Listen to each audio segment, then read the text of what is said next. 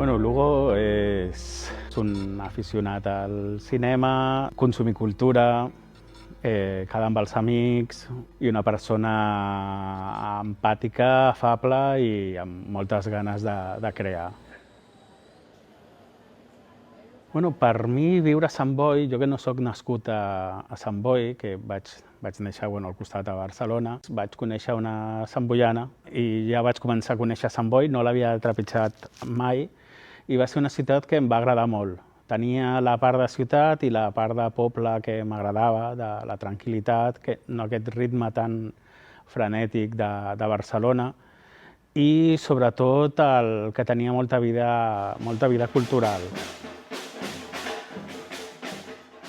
De nen em posaven moltes pel·lis dels germans Marx, del Charlotte, Buster Keaton, i em vaig enamorar del cinema més clàssic. I llavors va ser l'època dels videoclubs. Anava cada setmana al cine i cada dimecres, dia de l'espectador, anava donessin el que donessin. Una de les coses més curioses és que quan tenia 16 anys era client habitual d'un videoclub i al final em van contractar de tant que anava a aquell videoclub. Vaig descobrir una pel·lícula que es diu Clerks, que és una pel·lícula de cinema independent americana del Kevin Smith. És una pel·li de baix pressupost, amb un guió que està superdivertit, doncs vaig decidir en aquell moment fer cinema i voler estudiar cinema. Com a anècdota, el meu primer tatuatge va ser el VHS de Clerks, per recordar aquell moment que vaig descobrir la meva passió. Però el cinema fantàstic i de terror va començar a l'època del videoclub. Va ser a partir, jo crec que Evil Dead, que quan la vaig descobrir a casa d'un amic o La Puerta, vam començar a quedar per fer quedades i veure pel·lis de terror. Era veure un cinema que t'explorava per dins i podies expressar-ho. I sempre he pensat que el cinema fantàstic i el de terror és com més polític, poden tractar qualsevol tema que amb l'excusa del terror poden dir el que volen. I llavors és un cinema molt més lliure i més transgressor. El Fanboy va ser com tota una mena de casualitats. Jo acabava de fer la meva segona pel·lícula, Apòstata, i era una època que Cautivos, la meva primera pel·li, va començar a tindre molt bon recorregut a festivals. I com veia que Apòstata van tindre encara més èxit que Cautivos a festivals, això ho tinc que tornar d'alguna forma. I vaig pensar, hòstia, un festival de cinema fantàstic que estaria molt bé.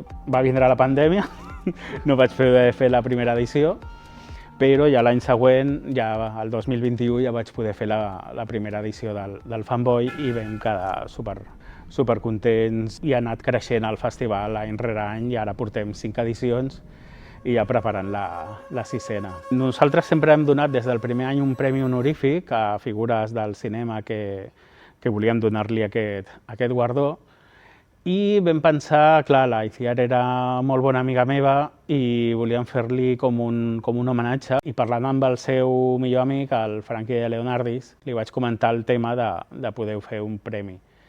Llavors un artista havia fet una escultura 3D com si fos una santa. I aquest any, al ser el primer any que el donàvem, que ja no es diu Premi Honorífic, sinó es diu Premi Iciar Castro, doncs vam voler donar-li el premi a una directora de cinema emergent, que és la Rocío Mesa, que va guanyar Donosti fa un parell d'anys amb Secaderos. És com animar les dones a que facin cinema fantàstic, perquè a nosaltres, per exemple, ens arriba molt poc dirigit per dones dins del fantàstic. Sembla que només facin pel·lícules de préssecs, no? Però ens passa molt que drama sí que n'hi ha moltes directores, però de fantàstic i terror es podrien comptar amb una mà. Si algú vol fer cinema a Sant Boi, el primer que tot és que es busqui un grup d'amics que faci un bon equip i que aprovin tot el rato i que s'estampin. La millor forma de fer cinema és estampar-te i fer un fracàs i una merda absoluta, perquè així aprens dels teus errors. Si tu fas un curtmetratge i encara que sigui dolent et penses que és bo, aquest problema de l'ego et destruirà per dins perquè mai evolucionaràs. Has de ser autocrític sempre, tampoc passar-se de tot lo que hago és una mierda, però sobretot a l'incentivar la feina i el no rendir-se. I sobretot, munta't un bon equip de gent amb la que puguis anar-te després a fer una birra o fer un cafè i puguis créixer amb ells i formar un projecte com de futur. No esperis mai triomfar amb el primer curt.